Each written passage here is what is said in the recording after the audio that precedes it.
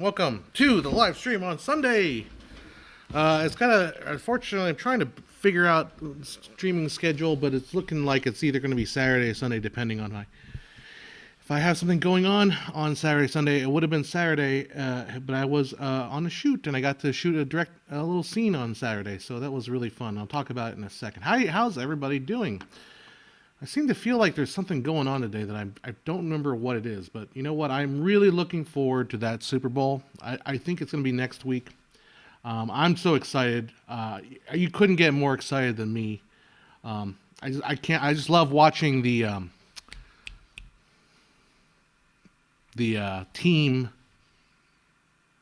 What is it? The Buccaneer? I don't know. Hi, how you doing, Matthews? So I have absolutely no idea. I mean, I know that there are a couple teams playing today in a game somewhere. Hopefully they have a good few innings and they will have an exciting game. But I don't have the means to watch it, and I really don't care. So I'm here talking to all the yous folks, hanging out with you guys in the chat. And just seeing what's going on. So it's kind of going to be very, very lightly attended chat because everyone's watching some sort of game that's happening right now. Hello from the Netherlands. See, I also have a lot of international audience, so I'm not too worried about people coming in and jumping in from different parts of the world that aren't interested in the Super Bowl. I think a lot of Americans are actually not so interested in the Super Bowl either. All right, so let's hit OK there, and then have to pull up your comments. How you doing, guys? All right, so yesterday I got to direct a scene because a friend of mine asked if I was willing to do a short acting demo scene. They wanted to get together and do a scene, and I would videotape it, or not videotape it. That's an old term. Film it and put it together, and I got a chance to just direct some drama. And man, oh man, I have not done anything of that nature in a really long time. And it's one of those things where it's like, it's something that I've been chomping at the bit to do some directing, to do some creative work, and to do some scene analysis with some actors and try to get a performance and try to derive a performance, try to push the performance, and then kind of think on your feet and try to capture it in a way that's dynamic and exciting and hopefully in focus. So that was a battle trying to make sure everything was in focus. I did not have. I approached it in a pair. I tried to pare it down as much as I can as far as equipment wise. I used only one light. My attempt was to use only one light and just use one camera, and I shoot mostly handheld. I should have actually gotten out my handheld and built my camera so it was more ergonomical for handheld, because the way I had it was very, very painful. In fact, my internal inside of my bicep really hurt after the shoot. It was really, really bad. I did actually go to the gym today and do my arms. So my arms are kind of spaghetti today. Right now, I'm a little tired. Won't lie. But I got to do a little scene study, and it was a script. How you doing, Jack the Ripper? I know that's weird to just, when I'm discussing stuff, to just kind of come out of the blue. Hi, Jack the Ripper. But the scene was basically a breakup scene. The writing was very kind of cliche, which is fine. But the thing is, you can't let the writing, when you're dealing with something like that, you can't let the writing just dictate everything, right? Obviously, if you are given a movie and you have like backstory and you have all kinds of things, rice? I'm not sure what that means. But if you have a backstory and you've got things to work with, as far as like the script is concerned, you obviously can, you don't stray so much from the backstory of the rest of the script. But if you're given a scene study, you have a lot of freedom to just kind of insert all kinds of meaning or try to find moments in the script that may not be particularly what the writer had in mind, because it is just a scene study. That's all we're doing, is we're trying to find the moment and find the scene. And it was so much fun to do it, because it's something that, like, I've been thinking about forever, and thinking about when I watch movies. I look at a scene, and I watch actors play out a movie, and I think about how they shouldn't play it out. Or if I work in theater and I listen to the actors on stage, and I'm thinking about how I would direct the damn thing, and to be able to do that, and essentially do it in a way that was more of an exercise than anything super serial. But it is. We got together at about 12 o'clock, and I said, okay, well, let's just start blocking the scene. And I had two actors, Thurman and Ann, who I worked with both before, and we just, they were familiar with the script, so I said, let's just figure out where the geography of all this, because I didn't want the scene to be played out on a couch. I didn't want to see the scene to be played out between, like here, and here and there. Rest ice compression. You're talking about the arm. My arm's a little bit tired, but I'm not like super sore. But I will rest, that for sure. Rest and elevation. Maybe that's what I need. I should go to the gym and just sit in their sauna for a bit. Yeah, my arm was really sore yesterday from holding that camera, because the way I have I have this Canon C70 with the 24 to 70 millimeter lens. Now, here's the thing. Again, fighting. I didn't walk into this super prepared, because I kind of wanted to pare things down and see what I could get away with. But I didn't realize I had basically the Canon speed booster on that lens, which would have been fine if I was using a lens that was designed for a full frame camera. But that Canon Cine 24 to 70 is designed for a APS-C size lens. So I didn't have the ability to zoom out. I mean, if I did, I'd see some severe vignetting. So I had to shoot everything from about a 55 millimeter up and above, which was a nice challenge, right? The problem is, though, that lens is about this long, and it's really ergonomically weird to hold it way out here. And I put a little mini monitor so I could kind of view it, kind of put it on my shoulder, but then I couldn't access the dials, and so it was very, very awkward. I should have thought about that a little bit more, but I actually was super excited about the shoot, so much so that I pretty much at 12 o'clock we blocked the scene. We shot basically till about 3 o'clock, blocking rehearsal, and then we shot about maybe 1:30. About 4 and then we watched it over again, because I thought I couldn't stop being the teacher self that I tend to be. I was like, I think it's really educational for the actors to watch their dailies. Normally you wouldn't do that, because actors can be super critical of themselves, but here's a chance, because if they're doing this for practice and exercise, they should see what I'm seeing. And then when they see the final product, they can kind of judge the difference, right? So we were wrapped up about 4, so it was a 4-hour thing. For sound, I just had them do lav mics under their shirts, which worked okay. I'm not crazy about the, maybe I didn't spend that much time playing with it, but I used the Rode Wireless Go 2 microphones with a little lavalier mic. I needed one of my lavalier mics is fritzing out, so I'm have to send it back to Rode and see what they say about it.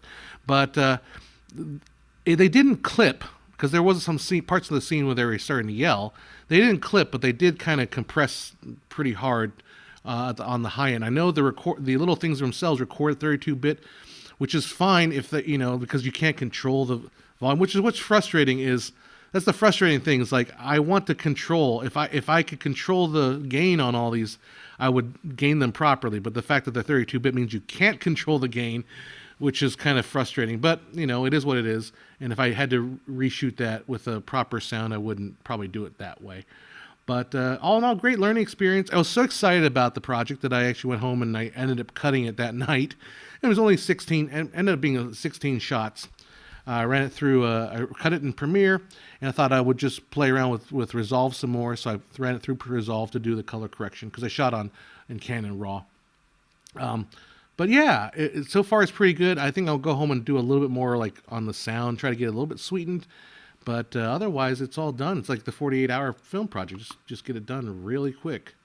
But I do like, I do like, I do feel like that's what I need to do with my life is the directing, and not that I don't mind. I love, not that I don't like teaching, not that I don't like doing, I obviously do event video for the money, for the moolah, right? I mean, do that, but I need to really figure out a way to go back to directing something.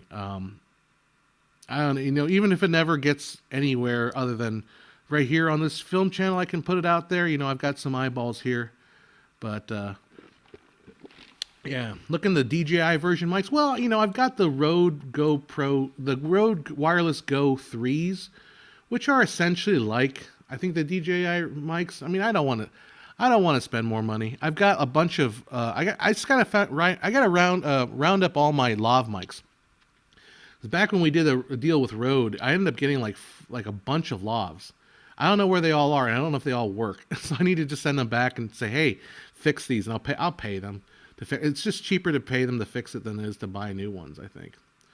Oh, but you said the DJI Rode mic has better control. Maybe that's what it is. A part of also the what I really use those wireless Go 2s is actually to give out to people when I do the event stuff, because I like the fact that they record right on board, and they that necessarily don't have the control. But maybe I'll get the DJI mic too, just to have one, so I have it, because I love the form factor of the wireless Go 3. They're so tiny, they just have no, they have no, they're so inconspicuous. You can just pop them anywhere. They don't need a microphone. They're the mic pack by themselves. Ross says, I like Canon RAW. Yeah, I was shooting Canon RAW, the small version, the light version, Canon RAW Lite on the C70. When you add Canon RAW to that C70 camera, I don't foresee myself needing a better camera. Like, it's like, now I just need another camera. Excuse me. It's like, I mean, yeah, I could go up to a red. Okay, but I have nothing that I'm shooting right now that absolutely demands the red. All right, Matthias, that's what you're saying. The difference between what works in a short and what works in a feature length are fascinating. Kirk Douglas complained to the director of The Bad and Beautiful that the scene lacked imagination. And the director replied that he could every scene as if it was a thrilling climax, but then he would have a movie full of climaxes, a bad movie. Exhausting. Exactly. The director replied he could shoot every scene as if it was okay, yeah. Yeah, exactly. So the thing with short films is fun as a way to conduct these experiments. That's the thing. Like, if you had a feature length movie, if this breakup scene was part of a larger feature length movie, we could play on, the backstory that was established in the rest of the script. In this situation, what ended up doing was essentially try to insert a little bit of about alcoholism in there, or at least as a hint of a lot of alcohol being involved. I tried to subtly impress that a little bit, although I didn't have any of the actors act drunk. I just visually included that. But there was one thing that was kind of fun, was interesting. My friend Thurman, there was a part where his lines are, I don't want to get married. I don't want to have kids. I'm not happy. I don't want to get married. I don't want to have kids. I don't love you. Now, there's a couple ways you can play that, right? The first time we played it was, I don't want to get married. I don't want to have kids. I don't love you. So what I had him do, and I thought that was a good point of direction. I'm going to conk my own little horn here. But I want him to play in a way that basically he's building up the emotion in those first lines. I'm not happy. I don't want to get married. I don't want to have kids. And then use that last line, I don't love you anymore.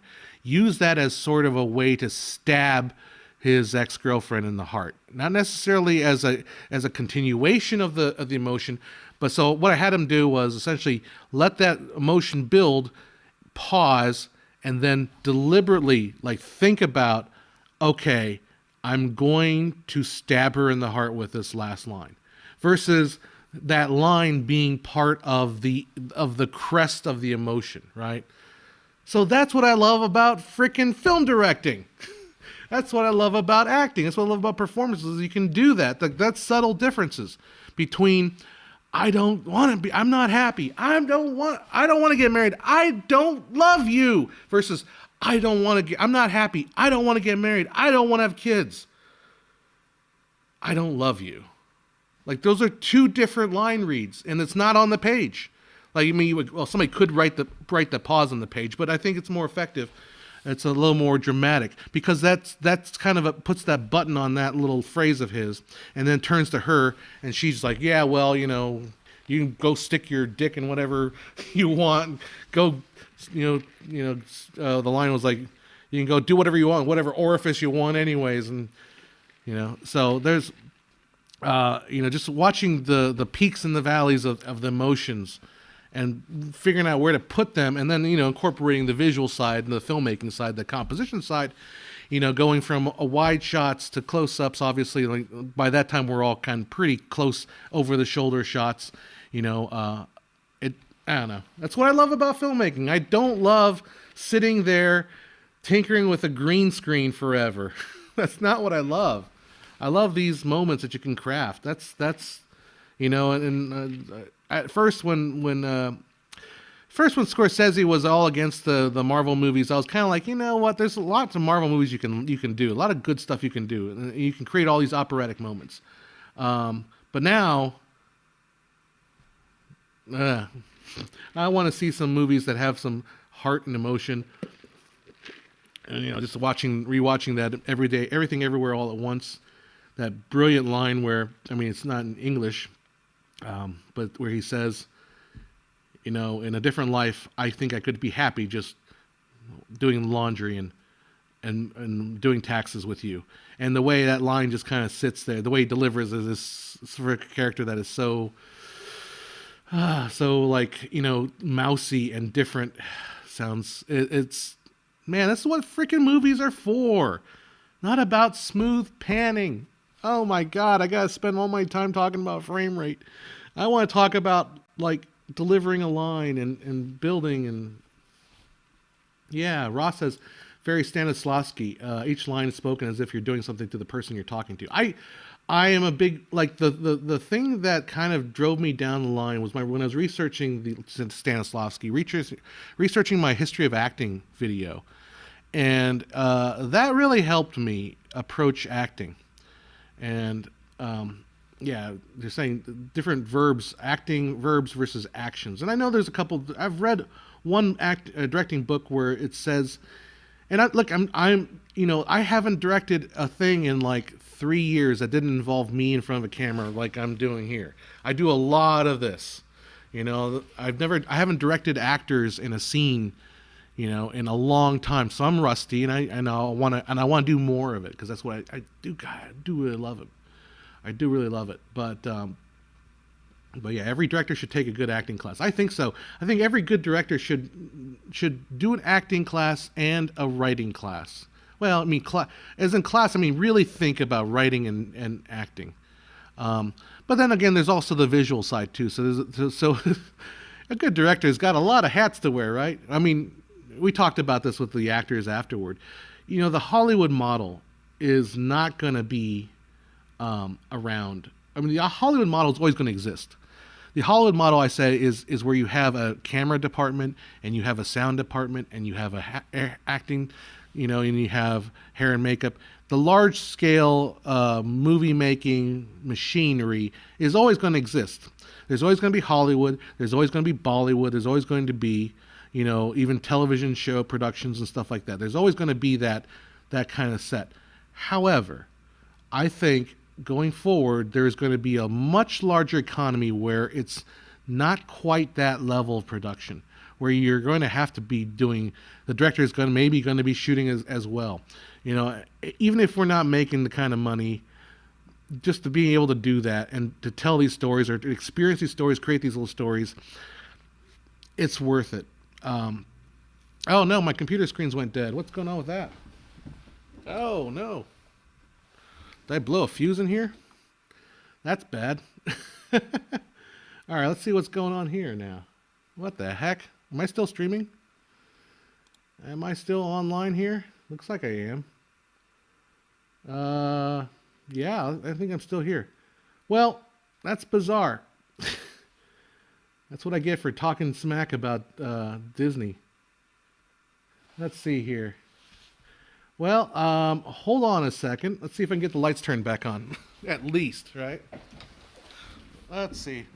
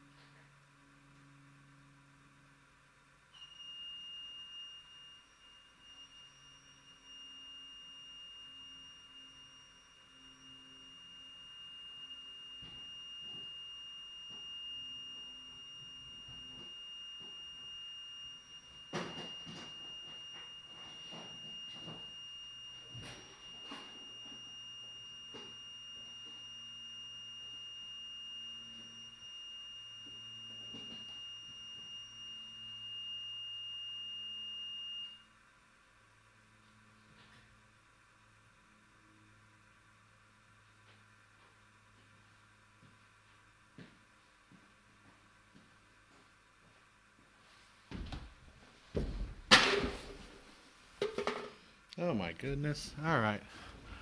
Oh my goodness. Alrighty. So this week has just been crazy for streaming for me today. Yeah, flatlining, no kidding. Let's just turn off the screens for now. We'll just limp our way to the finish line.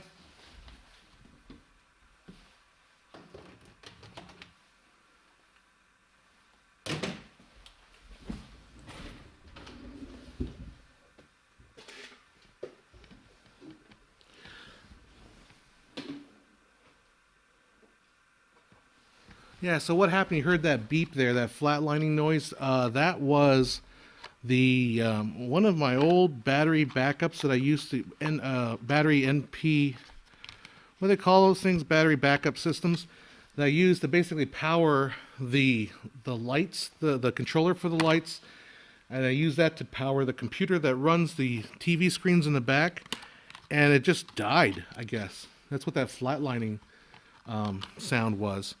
And so basically I rerouted the wiring for, so first I checked the what you call it, the switch, the fuses, because I thought, well, maybe I blew a fuse, but I didn't hear you usually hear like a click when you blow a fuse, but I didn't hear a click in here. So yeah, it was basically that that battery backup just was like screw it, I'm done, I'm over.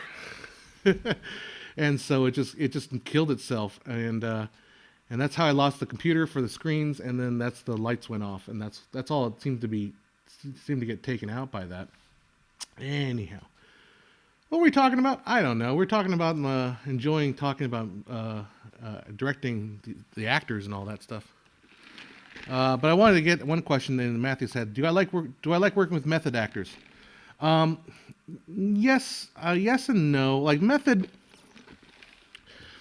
acting is one of those things that people like. I think the guys that I worked with yesterday are close to method. There's method acting in that you hear like Jared Leto kind of, or what's the guy from Lincoln, and they will get into a character and they'll never come out of the character. That's a type of method acting. Another, I mean, I think with Ann and Thurman, they are trained actors, and that they in a form of method that's maybe closer to Uta Hagen, I believe is her name. Yeah, Uta Hagen, not Stanislavski, but the woman that's really famous. I can't remember her name right now, but that kind of method is necessarily, you don't have to stay in the character. Because there was a part where she had to kind of get teary-eyed, and I can kind of sense that she was going to places emotionally in order to get to that emotion, and that's a type of the methods inside that method umbrella. So if I had to talk about, if I'm acting in a scene where I'm breaking up with my boyfriend or girlfriend, I'm being her. It's not a declaration. I don't have a girlfriend to break up with, so don't have to worry about that. But if I'm doing a scene, right, and I would remember the event that happened. I would remember the day that we broke up as I'm doing the scene, and I would use those emotions that I felt then to inform decisions I'm making today in the scene. That's a form of method acting. Or that's basically what it is. To be the extreme where like I'm going to be the Joker and I'm just going to be the Joker for the rest of my life, while I'm in the scene. That's different. That's a little overboard. Yeah. Cole says Quentin has a good quote about a director where you just have to find the right people. Yeah, I mean, it starts there, right? Like, if you can find the right people, and if you find the right people in all the jobs, like the right director of photography, the right, sound, the right people in every single field, the right actors, then your job is pretty much, halfway done. I would say halfway done. But I think it's more like, and Quentin's, I think a thought-provoking.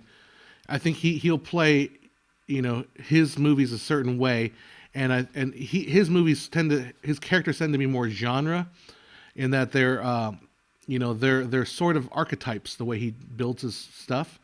So if you find the right people that are right archetypes, and they exude, Jackie Brown, they exude that kind of that power, that's screen presence, then it's really mostly there, right?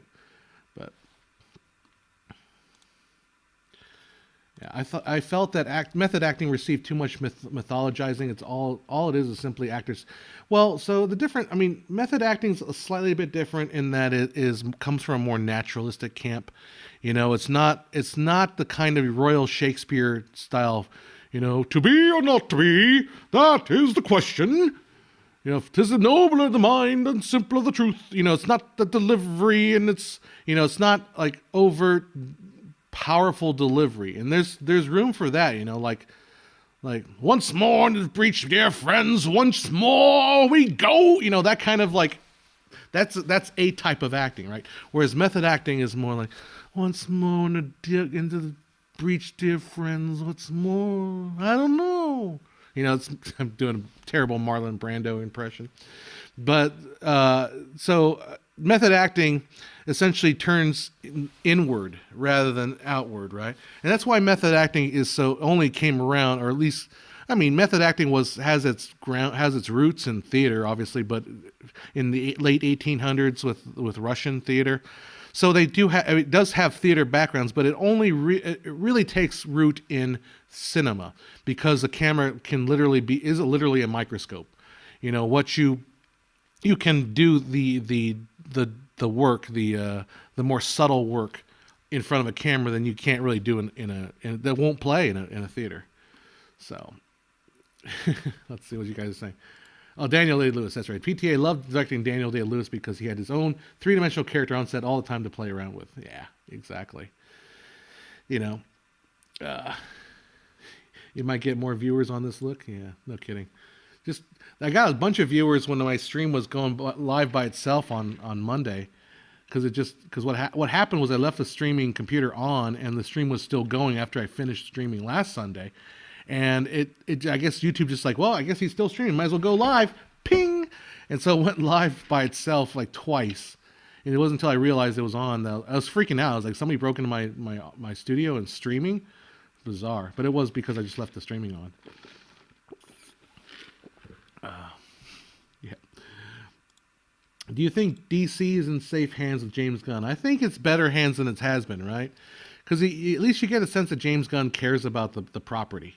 Or at least James Gunn has an opinion on the property. Like, I don't know, maybe, I don't know if we assumed that anybody cared about anything before, right? I mean, we didn't know. We don't know what their affinity was toward these properties. You know, I'd rather have, I think it'd be better to have somebody that, like, cares about them, the universe, whatever, and rather than someone who's just like, well, you know, we can make $50 million, we make another Wonder Woman movie. If it's going to, you know, we can calculate this and we calculate that.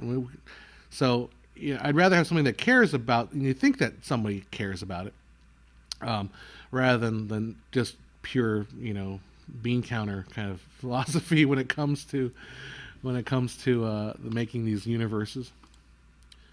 Our count for argument says, I know what it is. I read about it and seen people do it, but people using method acting because it worked for them, not because it's the greatest style of all time.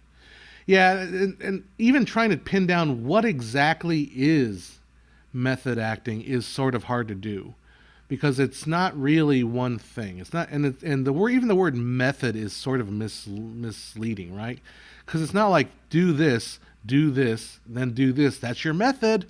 No, the method acting is more like maybe more of like there is a way we approach the material kind of a thing versus just straight memorization and recitation. Maybe that's how we say that.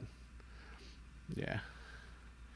Ian McKellen got his way, and I love his explanation of it. I pretend to be a wizard. What was that? There's that a show called Extras, right? And I think, what was it, Patrick Stewart or something? He just had this, he's like, I saw everything. You know, the audience thought, but I saw everything. There's that show is hilarious. There's that famous one where Liam Neeson comes in and does the improv with, you know, where it's like, okay, let's do some improv. I'm really good. Okay, knock knock, grocery store. Hey, hi, I'm a green grocery store. What can I get for you? Nothing. I have AIDS. It just becomes super dramatic. It's a great sketch. Hitchcock asked method actor Montgomery Clift to look up. And he replied he wasn't sure if his character would do that. Hitchcock said, "If you don't look up, I can't cut to the top of the building." Exactly. Yeah, Marlon Brando used cue cards. That famous photo where he's on Godfather, and I think it was not Defoe. What's the character that played the lawyer? You know who I'm talking about. Not James Caan. That's the brother. The lawyer guy. But he had the cue cards taped to his front of his shirt. So there was also like a rumor about why Marlon Brando muttered and stammered all his lines when he was on set, because apparently Marlon Brando loved ADR, like he just loved it because it allowed him to focus on the line read without having to worry about the physicality of the scene. So I think he purposely muttered all his lines so that he had to ADR them. So then when we get an ADR, he can like really concentrate on focusing the lines. But, you know, Marlon Brando, you know, that's the thing with method acting. Like, sometimes you can take it too far. Robert Duvall, thank you, Hardcore Motor. Yeah, Robert Duvall is what I'm thinking of. Yeah, it's you know, sometimes method acting is like, you know, you're going a little too far with this, buddy. A little too far. What's my motivation in the scene?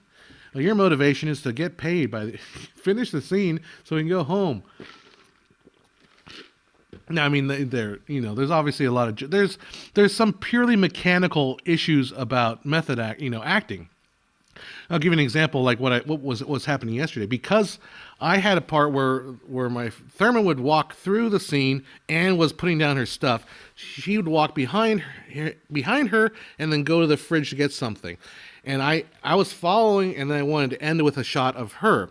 So I had to tell her, well, your instinct is to follow him as he goes to the refrigerator, but I would get a better shot of you if you actually looked off over there. So it's still you're the cheating the camera, as they say, right? So that's purely a mechanical thing that absolutely does not work inside your motivation as your character, right? You're not motivated to look over here because your other scene partner is over there, but I'm having you look over here. That's where you have to juggle, you know, the method and the practicality of actually shooting a scene and making it visually interesting and visually work. And so that's what I like about filmmaking. Do we have to keep talking about green screen? Do we have to keep talking about virtual sets? You know, that's the other problem with virtual sets is you know, when you're doing a scene like this, I mean, look, there's times when virtual sets are probably the best thing if you can afford them, the best thing you can do. But, you know, like I'm shooting a scene between two people in an apartment, you can explore the space. It feels, if I did it all in virtual, you'd have to pre-plan everything. You have to block everything in previs and all that stuff. There's no ability to kind of just get in there and, what if I do this? What if I go over here? Oh, you know, it just, you know. Brando called the father of method acting a big fraud, and that man taught Al Pacino and De Niro. You're talking about the guy that also was in that movie? He's in The Godfather, right? The father of method acting. I forget his name. You guys will tell me. Rod Steiger, when he made Duck You Sucker with Sergio Leone, refused to use ADR, which went against the way Italians made movies at the time. So Leone and him butt heads all throughout the shoot. Interesting. I was watching a kind of a neat documentary. It was fascinating. It was on HBO. It was about not Leone, but there's another director, Italian spaghetti western director. And it started off with Quentin Tarantino just giving this big old fanciful backstory about, you know, Once Upon a Time in Hollywood, that Leo character, about how he went to Italy and he met with that famous director, and the director said, "Hey, what do you think of the movies we make?" He's like, "Oh, this movie was absolute shit. It was awful." And without realizing that the director had made that movie, and he kind of brushed it off. And then Leo started working with him, and he kind of enjoyed working in the Italian movie industry. And then he went off and did some other movies and realized how horrible the other movies were. And he kind of wanted to come back to work with this famous director. I forget the name of this documentary. I'm trying to remember the name of it. What is? Let's just look it up. HBO, because this is a good recommendation. HBO Italian spaghetti western documentary. Let's see what Google says. The Spaghetti West? I don't know. Django and Django. That's the name of it. Django and Django. It was about Sergio Corbucci. That's what it was. Oh, it's 1.5 star rating on IndieWire. Wow, that's pretty rough. I mean, I get it. It's a lot of people talking, but I think it gives a really cool. It says the IndieWire says the documentary about spaghetti western director Sergio Corbucci benefits greatly from Tarantino's presence, but not much else. To me, I didn't know any of the story. I didn't know any of the spaghetti western stuff, so it kind of was an interesting look into what was going on, like what was happening. But a C minus. I would give it a B. I give it a little. I liked it more than this review did. But I would say if you're interested in that, at least turn it on for a bit and see if you like it. But Django and Django, I think it's on HBO Max. So anyhow, let's see your comments back here. Yep, Django and Django. No background today. Well, I had a power failure out there. My audio battery backup from my computer just died on stream, so we lost the background. So, and rather than spend 5 minutes rewiring everything, we're just gonna limp to the end with no background today. Just gonna make it to the end. All right. Why is it in the movies today impossible to hear anyone say anything like they're mumbling something? Well, Tenants, you're not picking a you're not picking a good one as a representation of every movie. Tenants obviously the worst culprit for that. I don't care what acting style used as long as their performance is good enough. I agree. I would be a good voice actor. I've done a couple books on Audible just to see if I could make any money doing that, and the answer is no, you can't. It's a lot of work for $6. I think I've made in my lifetime on books on tape, books on audio. Yeah. And the thing about doing books on audio is, unless you're like a perfect reader, and I'm not a perfect reader, as you can tell by the way I'm speaking and the way I read your comments, I will miss words and all that stuff, and oftentimes I have to go back and reread things. And what that means is, if you read an audiobook, and audiobooks are between 6 to 8 hours of narration. Well, 6 to 8 hours finished narration, multiply by maybe 2 or 3 for the rough, because you're reading these paragraphs and then you go back and reread them and try to get the inflection right, and then you're juggling on top of that, trying to control. If you're doing a fiction book, you're trying to do like multiple character voices, and trying to do all of that.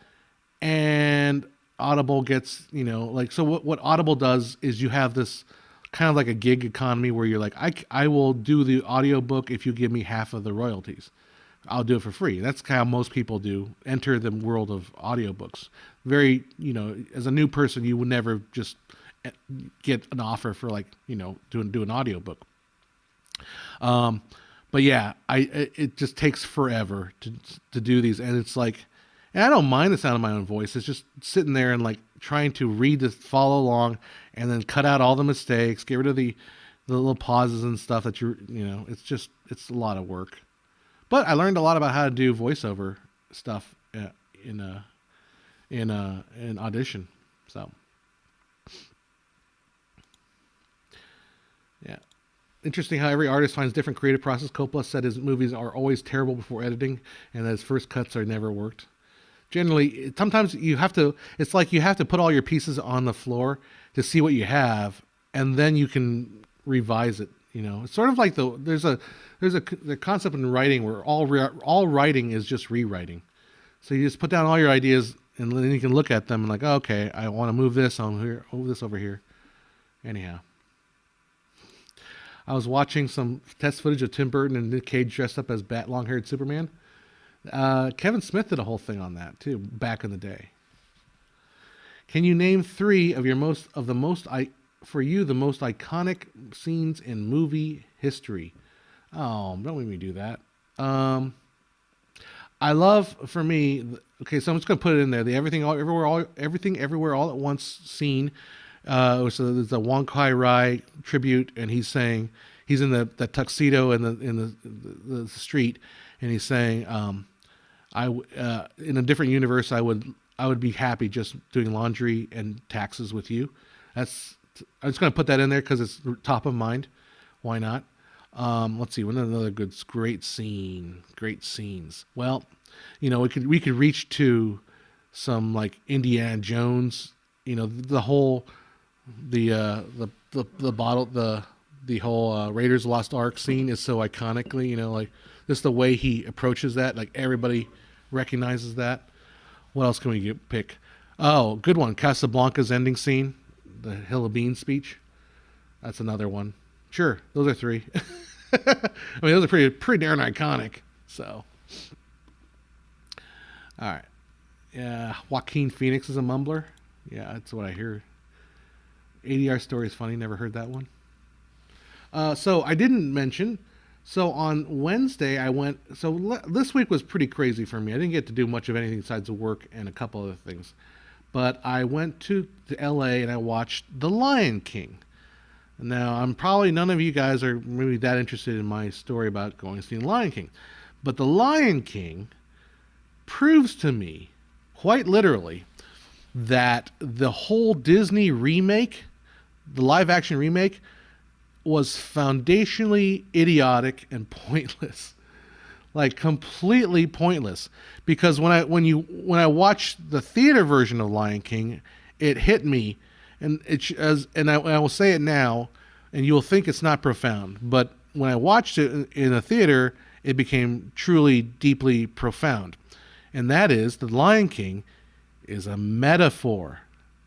The lions are not, the story is not about lions. It's the lion is the metaphor.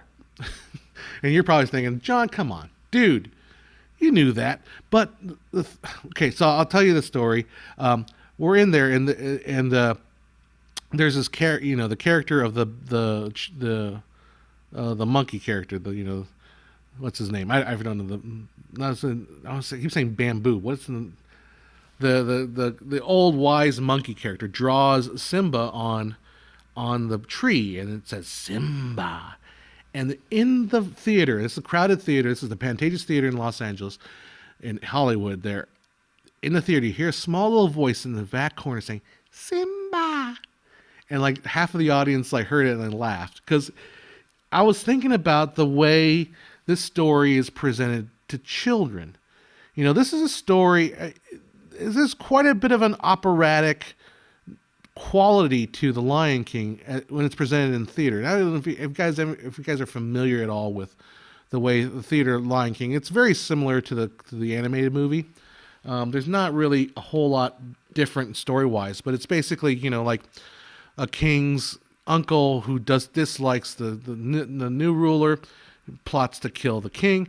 That's obviously kind of dark stuff. It's kind of Rafiki, thank you. That's the name of the monkey character. Not monkey, but whatever. It's not a monkey. I know. Baboon. It's not really a baboon either, but something like that. But anyhow, the fact of the matter is this is obviously geared toward children, or it's geared toward families. It's very family friendly, but it presents kind of these larger sort of mythical, classic kind of stories about well, not classical, well, maybe classical stories about power and what it is to be king. Those are kind of stories that are very, very ancient, right? And the way it's played out, they draw a lot of African influences, so it does feel like an African presentation, but it feels very at home. Like you can tell a story about the king whose brother wants to murder him, and that story can be set in Europe. It can be set in Japan. It can be set in Africa. It can be set in the Native American tribes in the New World. Like those concepts of king and power and envy and and returning of ancestry and rightful place. Those are all universal storylines. And when you see it done in The Lion King, because in The Lion King, on the Broadway theater, all the animals are obviously played by humans, but they all have the lion, the Mufasa will have a mask that goes over his head. So when he turns his head down, the mask sort of is in front of his body. I thought the best one was Zazu, which is the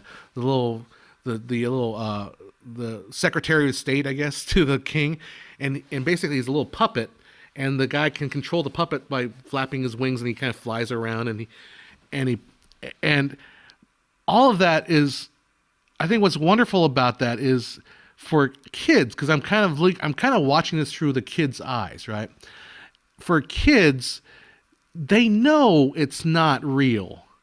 Like they see, but they can be enchanted by the magic because this puppet is moving around. But they also can see the fact that the puppet is being operated by this human, and there's something magical about that because like the person's creating magic with a puppet. The child understands how the magic trick is done and is engaging in the magic trick, and that's what's wonderful about it. And to me, like the theater version of The Lion King is such a much more like much better experience than the what they try to do when they remade it with all these incredible photorealistic animals, which completely misses the point of the freaking story. Like, it's not about being photorealistic lions and having, a little toucan like bird flying around, and that's not the point. It's a metaphor. It's, the story. That's what it works in theater because these are characters, these are humans creating this magic, and in the movie it just why it doesn't make sense. It doesn't work. The metaphor is just lost. They spend all the time doing this photorealism when they completely miss the metaphor of the whole thing. Anyway, like, that's why I keep going back and looking at that. Account for Comments says Lion King is about coming of age, then as a power. It's about responsibility. Scar's responsibility led to the wasteland. Somebody learned to stop him, cut him. Yeah, you're not wrong. I'm just saying from the play's perspective, there is about there, especially because the way the actor that played Scar, like, I turned to my friend, I said, like, during this song, be prepared, like that song, after that song ended, I turned to my friend, I want Scar to win, because the actor was such a heavy baritone voice. His mannerisms, his acting, his performance was so engrossing. It was so good, right? That's why I think the play's version, I think Scar is way more of an interesting character. They kind of played up a little bit more about his quest for power and kind of thing. But you're not wrong as far as, like, it's about, Simba's, and maybe it's underplayed too. Like, the whole Hakuna Matata is really kind of a bad thing. Like, no, you should care about stuff instead of just like, it means no worries for the rest of your days. Like, no, you should worry. you should worry. You should think about it, So, yeah. And you're right. The story is about the boy growing into man and following the footsteps of his father. So the way they did the lion in the cloud scene was basically they had the whole stage lit with, like, tiny little pin lights. So it's like like the stars, and then all these people coming together with, like, individual little, like, pieces of the king. And you can't tell what it is until they come together and they all assemble, kind of sort of like Power Rangers, right? They assemble, and then there's this massive, like, lion head on the stage, and it's looking down, and it's Simba, you must avenge me. No, I don't know what the line is, but it's more like, when you look up at the stars, it's your ancestors are, looking back at you. There's a sort of that responsibility to your ancestors, sort of a thing, responsibility to society, I guess, in sense. I'm speaking kind of above my understanding of the story, but there's kind of a grandeur, and that's the thing about theater. I think that there's a magic in theater because the effects are sort of rudimentary, that we can appreciate the magic of them, But in the movies, the effect, the magic of trying to get a photorealistic lion to talk to a warthog, it's not there. You're missing the point. Anyhow,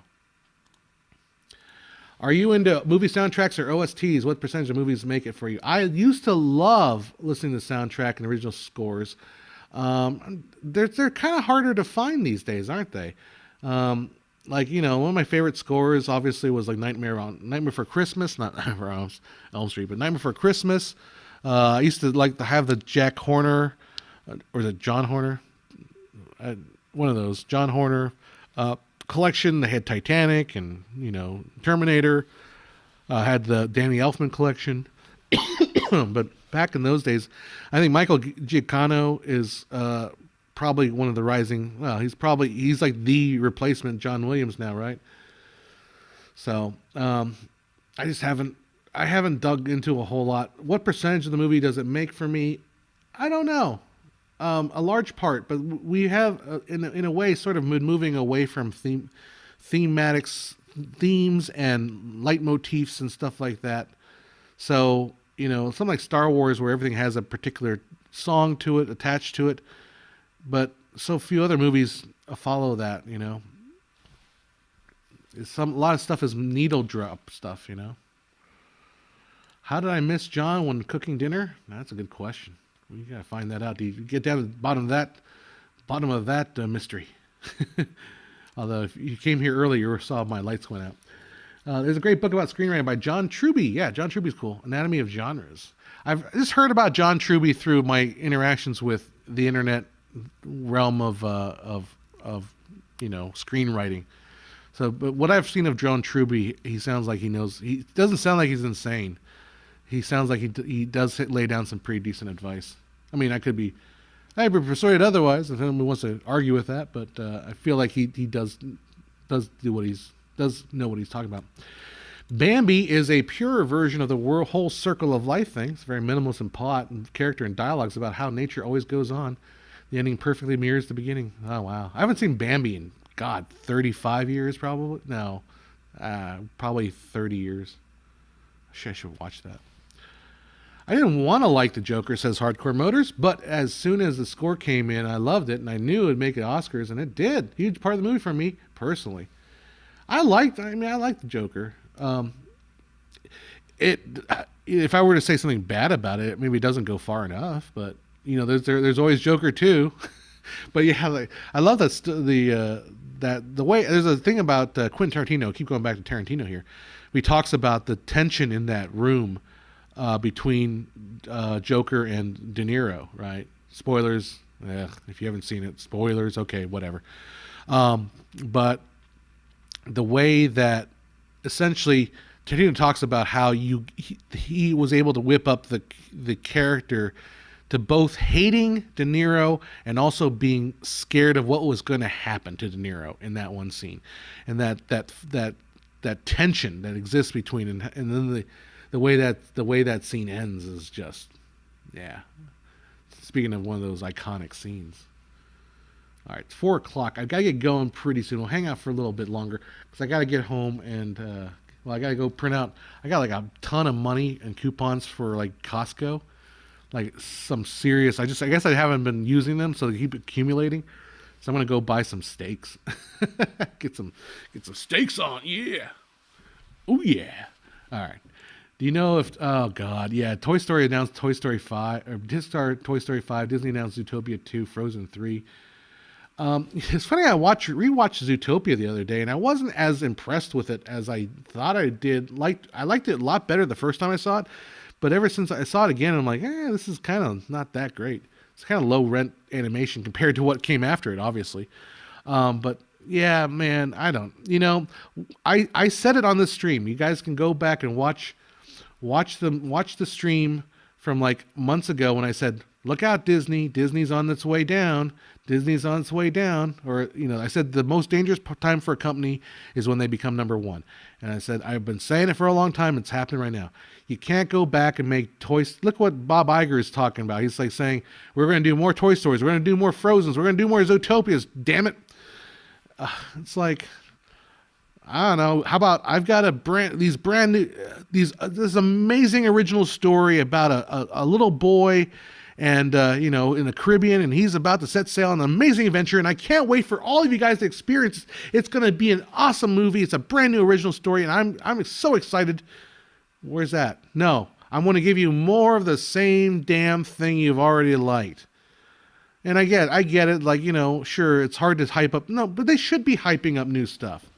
I've got a story, about, a girl living in middle America and what she does. And she has this, she's given this magical pen, and every night, before she goes to bed, she writes in her journal. And then one day a fairy comes down and she turns all her writings she makes a portal, and she can enter the world that she created. And it's up to her to save that world before, the bad guys, before it gets all destroyed. And you can tell this original story, and that'd be fun. But no, more Toy Story. Because the last Toy Story, when basically didn't Woody go out to live in the woods? Andy's like, 60 years old at this point? I don't know where he is at, Little Bo Peep took Woody out, and then I guess Lightyear's going to come back, but now it's got Woody, not Woody Allen, but Tim damn it, what's his name? Tim the Toolman Taylor, back at it. Oh, come on, just make something new. Make something new and then hype something new.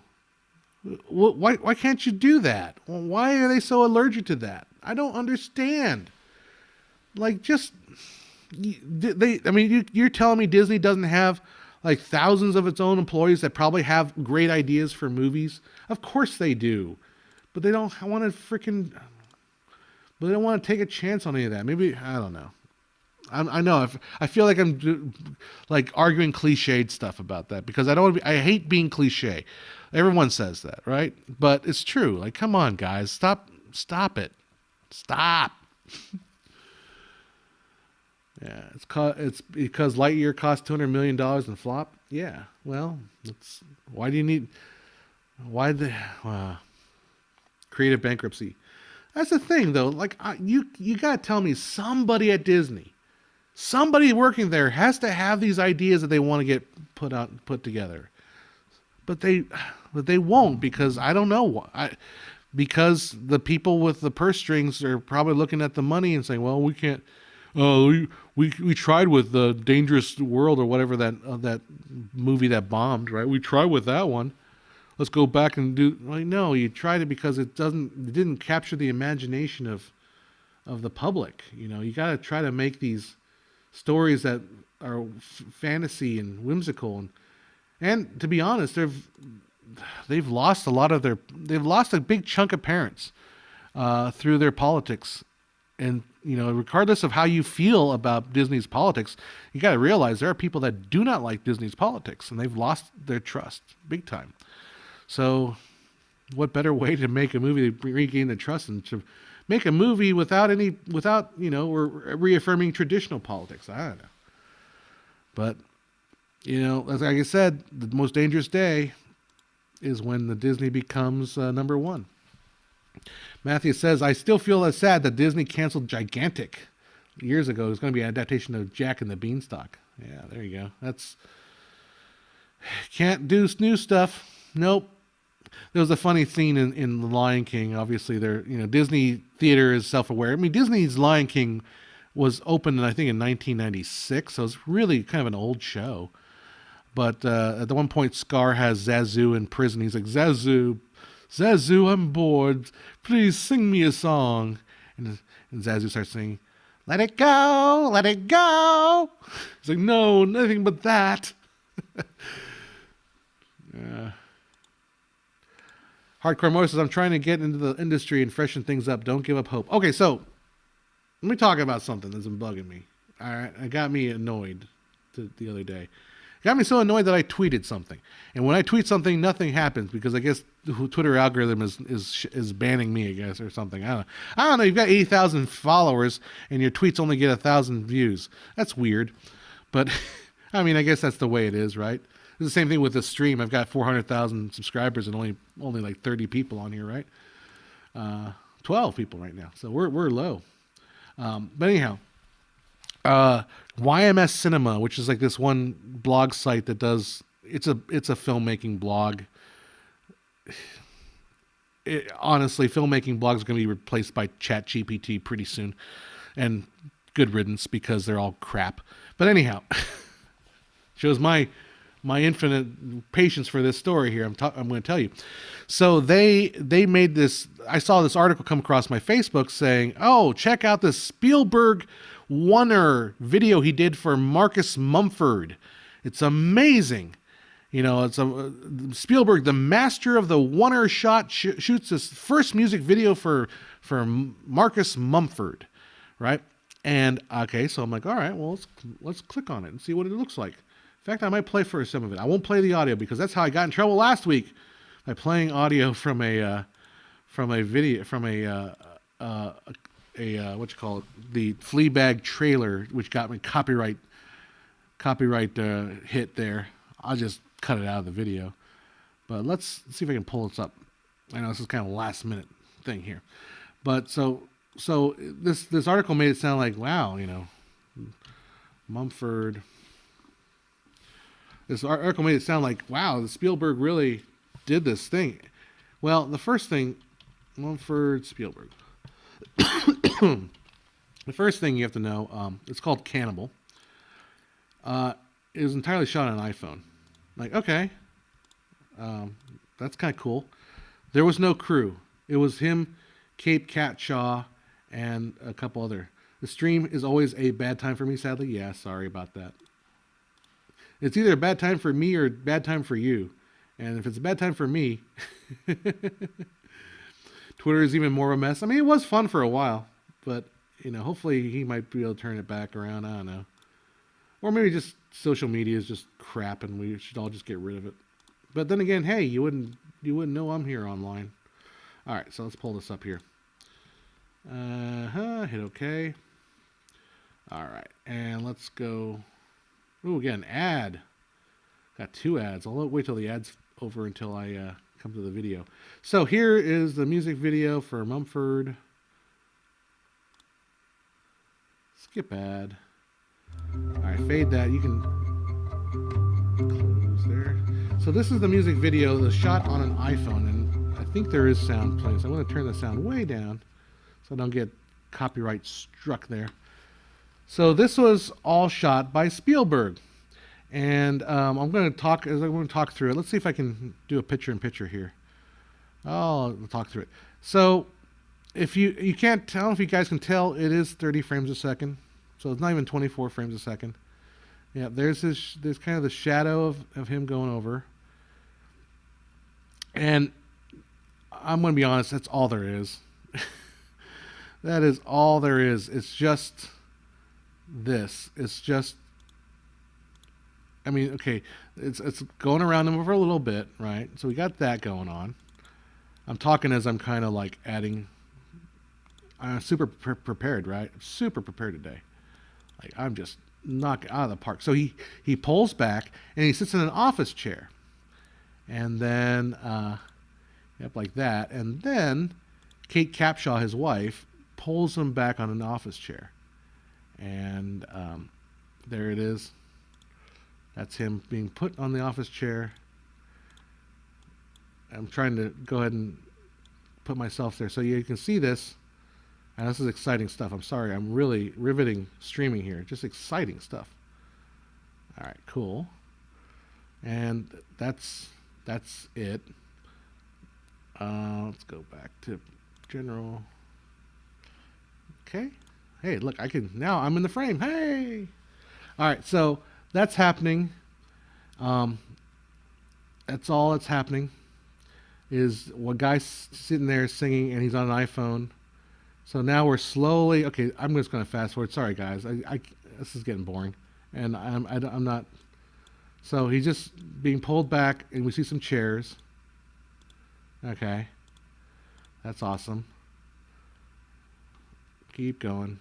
And some chairs. Oh, okay, right there. Okay, here's the exciting part. So here we are about, what, 4 minutes into this.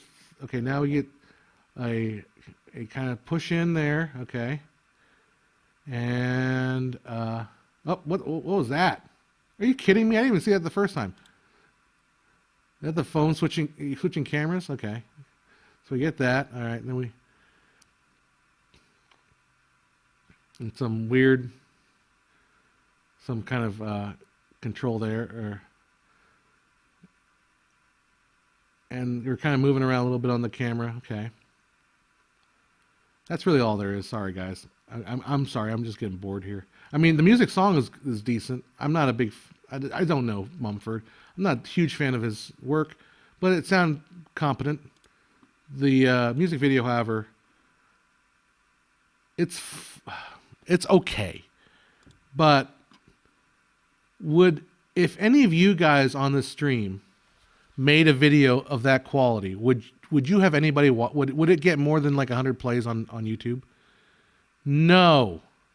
Any of you guys, me included, if I made a video like that, I would not have gotten 941,000 views in 6 months.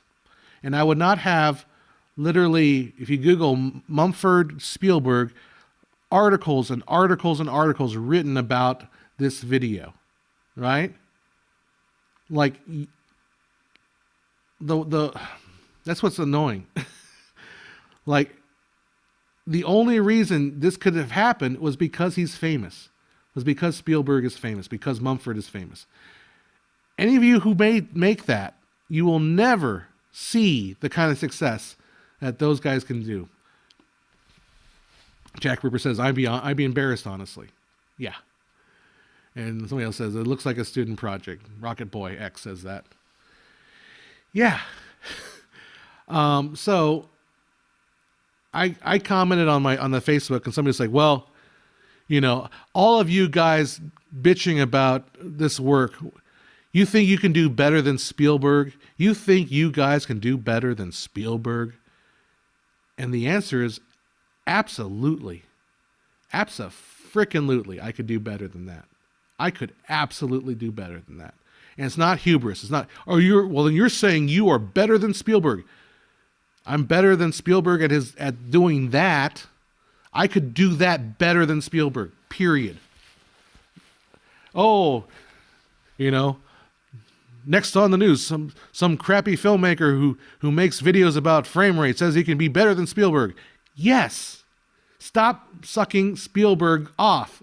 Spielberg is not going to date you, bro. Like, I'm sorry, it's the appeal to authority that just drives me nuts. Space Cop was more artistic. Absolutely. Absolutely. You know? So that just bugged me so much. I think, and I did a tweet thread about it that got like a couple hundred views and maybe 2 likes. But what I was saying was, like, no. The YMS article was saying, like, oh, it's amazing how, you know, Spielberg can use an iPhone and make this music video, which is very subtle and very contemplative. Like, no, it's lazy home movie, and it's fine. As a home movie, it's fine. It's fine. It's fine. It's fine. But is it a work of art? Fuck no. The song maybe is.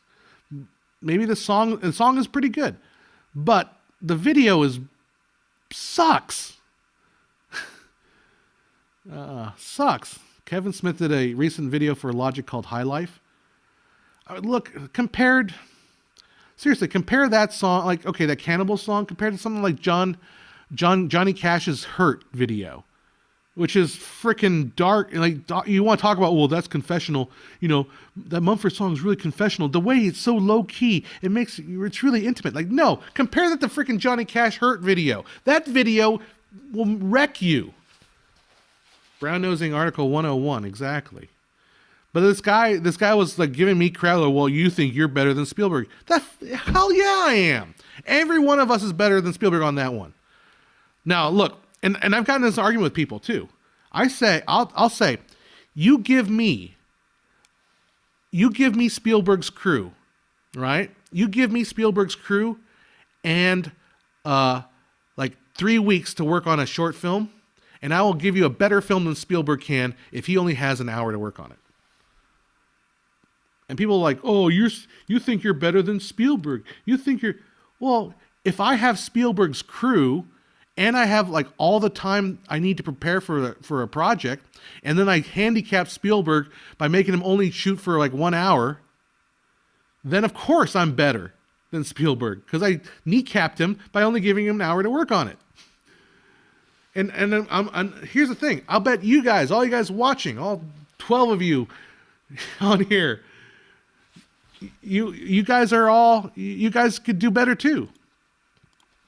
The Mumford video is a no-budget video. I wouldn't expect more. I would. Dude, I've shot tons of no-budget videos. Of course you can expect more. It's called, you know what? So here's the story with that. Marcus Mumford's wife is Carey Mulligan. And Carey Mulligan was working with Spielberg on this other project. And then Mumford had this song come out. He said, you know what would be kind of cool? Could you ask Spielberg if he would want to direct the music video? And she's like, let me just ask him. And he's like, okay. And so she asked him, and he's like, yeah, I'll do it, whatever. And I think that's what happened. I think literally it was just like, oh, well, you know, we got this high school gymnasium. We can set up a little thing there. Yeah, we'll just shoot it there. Let's just do that. It's like, I don't want to, I don't want to, because Spielberg could literally ask anybody. If Spielberg asked me, hey, John, would you come and work for me for free to shoot this music video? I'd be like, well, you are Spielberg, and you're probably, you guys are 941,000 views. People are going to be making money on it. You should probably spend some money on this. But you know what? Just for the fact of getting a chance to work with Spielberg, I would shoot that for free.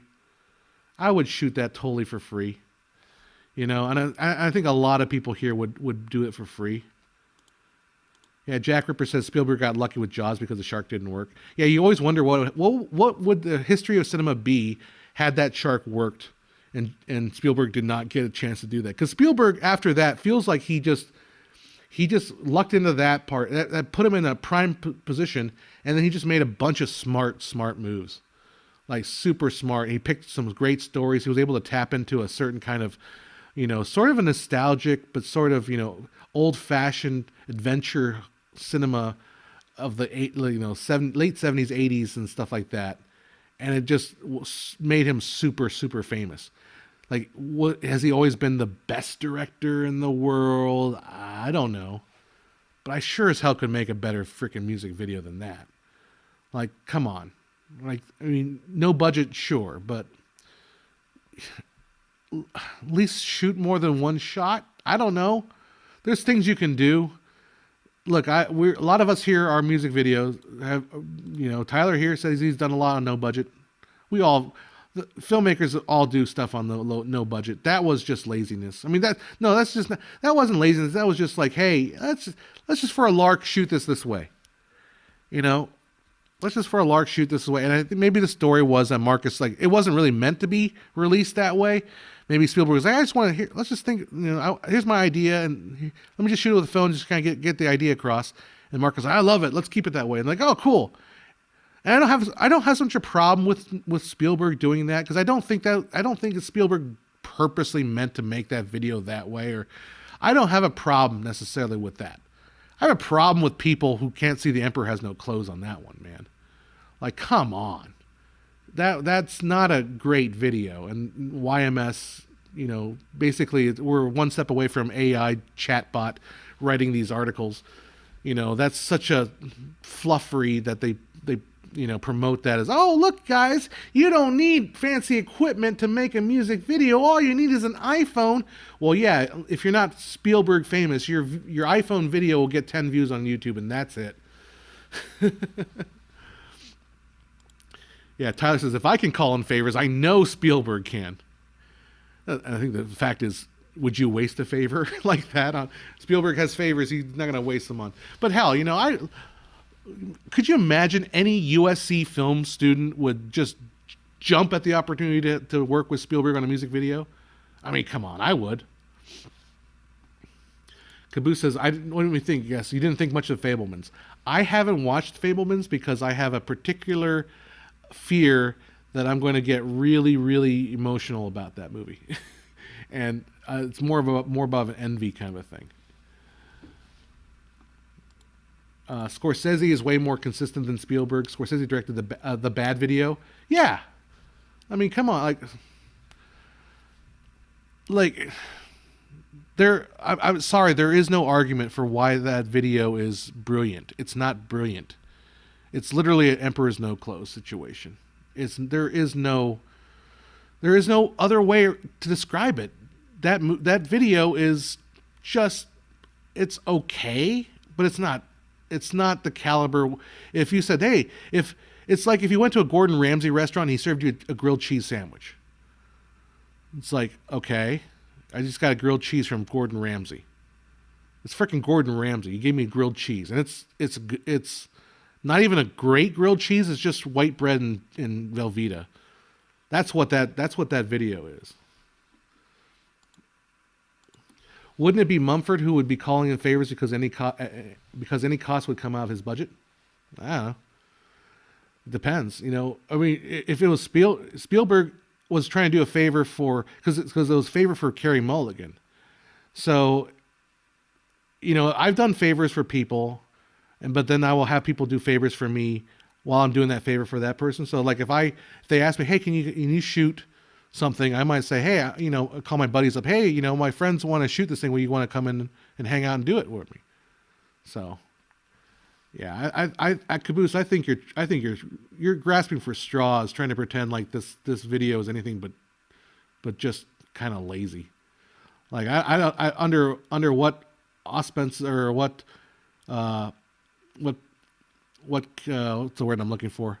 What criteria that you think this video is actually quality? I mean, like, no, it's not quality. It is Gordon Ramsay handing you a Velveeta cheese sandwich and saying, hey, it's this cheese sandwich is amazing because Gordon Ramsay made it. Anyhow. Scorsese is my favorite film director, but not every one of his films deserves a Best Picture nomination. But in the 2000s till now, each one of his films had. It's red pilled me on the Oscar. Well, that's, I joked about the Super Bowl earlier. The Oscars are going to be next. It's not. I mean, I just love Everything Everywhere All at Once. If it doesn't win anything, then the Oscars are dead to me. That's how I feel. Yeah, directors and crew call in favors all the time on shoots. And you got to remember, too, I think that people do shoots because they're fun, and we do them for money, too, for work. And I think that's the problem with Scorsese, is that he can't call in favors anymore. All his movies recently have just have gotten more and more expensive, right? He can't do a low budget movie because he's Scorsese. And that's the problem. That's why if you gave Scorsese a $10 million budget, he'd just lose it all to probably one actor because he likes to hire expensive actors. And, in a sense, no one will cut Scorsese a good rate. Or maybe he doesn't ask for people to come a good rate. And that's honorable too. I don't know. But that's I feel like that's why he has a hard time putting out more, why he's get frustrated. And I think Spielberg in that sense too. Spielberg wanted all that money to make Lincoln, right? And it's like you can't really justify the money for that movie. It's not the kind of money you want to spend on it. You might be able to justify a lower budget, but the money that he was asking for was a little bit more than what people thought it would return, right? Caboose Juice, dude. You are talking to the wrong person. If you think it's amazing, it doesn't. Or if you don't think it's amazing, but it makes sense if you have no resources, camera, lights, and time. You don't. I'll say this politely. You don't have a fucking clue what you're talking about. No, it's not. It's not. He has an iPhone. You could shoot a better music video than that. Like, no. Like I literally shot a scene yesterday with a camera, legitimately had a better camera. I had one light and I had only about 2 hours to shoot it. No. This whole idea like, oh, well, he doesn't have, no, dude, you're making me angry. Dude, seriously. It doesn't make sense.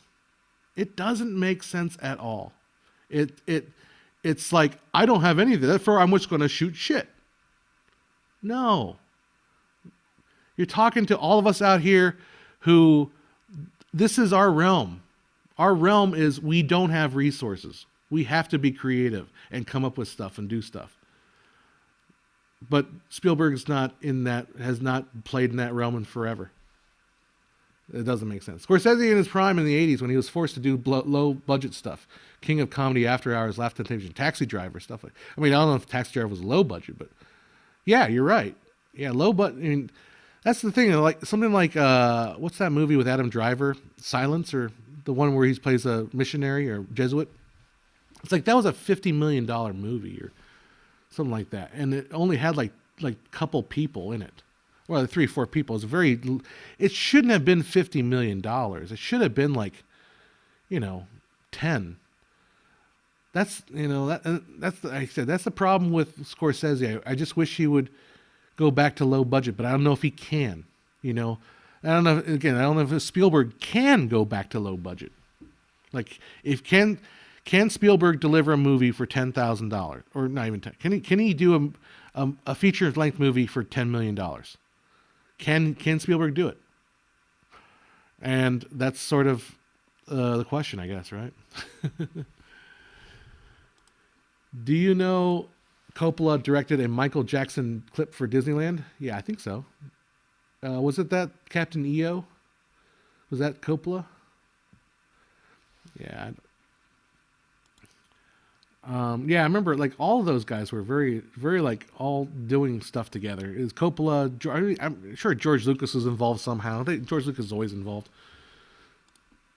Scorsese in the '80s made a great piece consistently. Roger Ebert compared him to Jesus of the Last Temptation of Christ.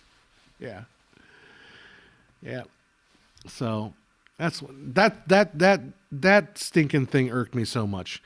Because I think also, and maybe I was also a little more down, a little more dour in my thinking earlier in the week was like, man, you don't need. Like, they said like, oh, you can use an iPhone to shoot your movie. You don't need all the equipment. You're right. Spielberg doesn't need any equipment to get 941,000 views with that Mumford. You know, like Spielberg doesn't need that.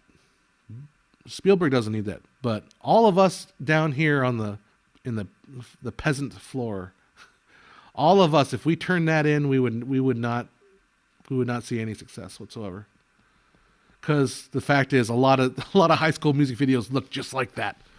All right, enough talking about that, right? John Landis directed the Thriller video. Absolutely. I watched Twins the other night. That was fun. That was a John Landis film, right? Doesn't most of the money go to paying big name actors? But you know, like the thing is, like there's a lot of actors that would cut their pay to work with Scorsese. Like, why not? Like, if you could work with Scorsese and then get an Oscar nomination out of it, then that might be worth it. You don't need to pay them a whole lot of money.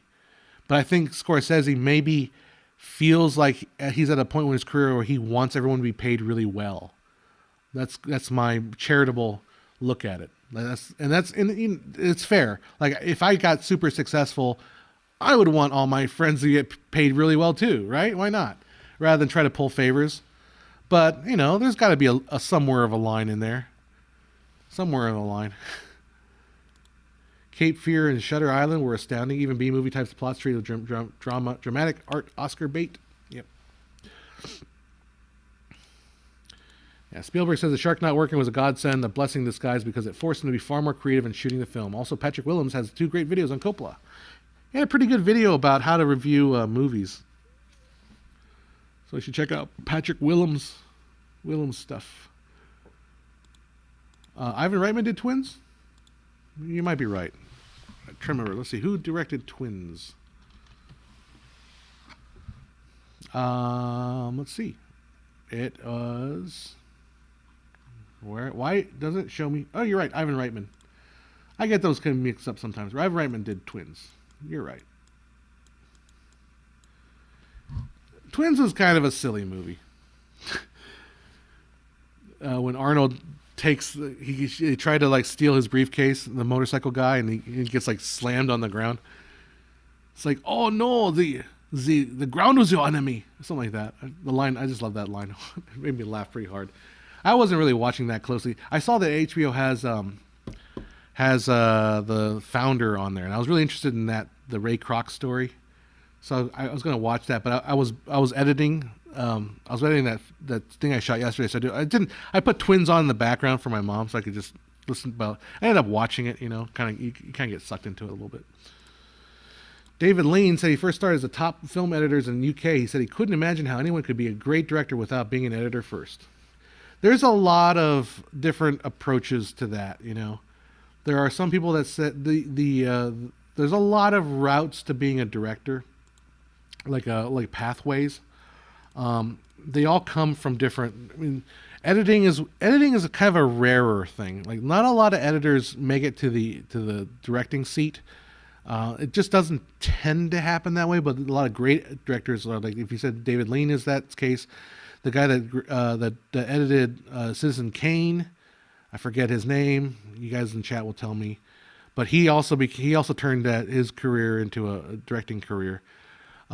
A lot of directors, again, there's a philosophy that directors come from the writing side, writer director. That's a very common jump. You'll see a lot of actors want to become directors, and especially on TV shows. You know, if you watch like Mad Men or any of those shows, oftentimes later in the season, the shows will be directed by a particular actor that's on the show. You know, and then producers not so much, because producers tend to be more business minded. But there's a lot of directions that people go into directing. It's not just editing, although you know. Like, I think it's good to have a sense of the entire field if you're a director. Robert Wise. Thank you, Jack.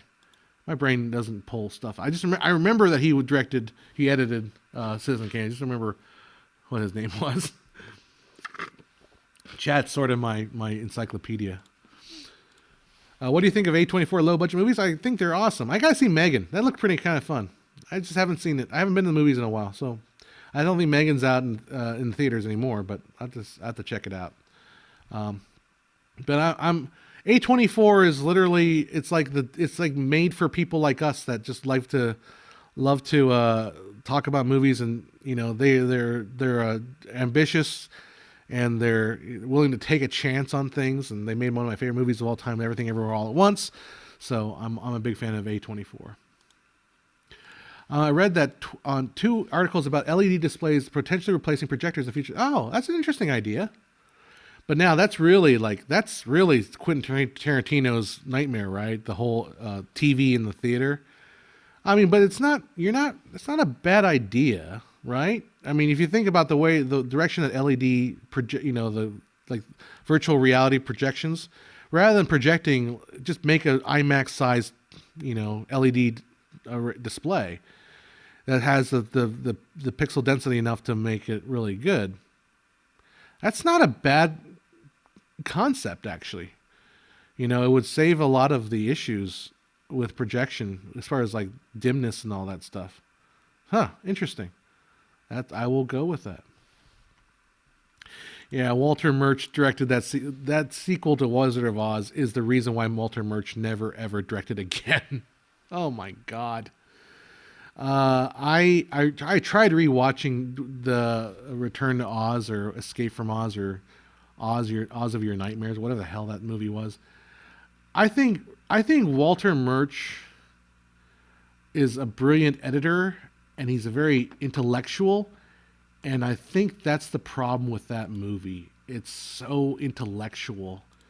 It to me, it's like you sat down and you thought about how this movie ought to be, and then you made this movie, but it has none of the heart of a what you would expect from a Wizard of Oz. I don't think I'm alone in thinking that. I think that movie is just, I mean, hell, the girl's getting electro shock treatment in the beginning of the movie. It's just, and then the whole, the Oz is all in shambles and decrepit, and it's just to me kind of an ugly movie. But it does represent, we do get to see our first instance of the Chinese social media TikTok. He's definitely in that movie. Every time I watched it not too long ago, like a year ago, and I kept saying, "Oh, there's TikTok." I'm surprised this hasn't been, he's not the mascot of TikTok. Anyhow, I'm going with the Clausewitz war philosophy. Commander-in-chief don't need to be expert in everything, but should familiar yourself with all the parts of the operation. That absolutely, totally. I think that's the best approach. The director doesn't need to be the best of everything. He or she needs to be able to be kind of familiar with everything. All right. Coppola said in an interview in 1974, when he sees the screenwriter as an auteur and the director who has a strong participation in the script is also a writer, he said he sees himself as first as a writer. Yeah, it makes sense. Nowadays too, like there's no script that doesn't get untouched by the writer. Like every script, when you bring on a new director, they always have rewrites. They always rewrite. Everything's rewritten, right? Rewritten, right? That's a delicious pun. I'm good. Coppola won his first Oscar as a writer on Patton. Didn't know there was a sequel to Wizard of Oz? Well, I mean, You might have been better off not knowing. No, there. I mean, Wizard of Oz is a series of books, right? So there's plenty of source material to draw from. Wizard of Oz is sort of like, Narnia in that sense. There's more than one book. But yeah, I would not recommend watching Return to Oz, I think is the name of the movie. I mean, watch it for like your education. But if you're looking for a good, happy time to watch don't watch watch Return to Oz. Although, as a angsty young lad, I liked how effed up Return to Oz was. You're not wrong. It's funny to see video on YouTube. Jurassic Park from 35mm film is also 4:3 exposing the boom mic. Yeah, so that's the other the thing that people don't realize is that a lot of stuff was shot 4:3 or full gate, I guess they call it, and it was designed to be masked off to be 16:9 or 1.85, whatever it was. So they know that the boom was entering the shot. They know it was supposed to be cropped out. And if you look at some of the old, there's a couple of letters that Kubrick sent out way back when 2001 Space Odyssey. A lot of times directors would do this when they would say, they're very specific about how they wanted the screens to be proportioned. Because you go to a movie theater, it's not just one. You can change the curtains to change the aspect ratio. It's all very, it's all very customizable.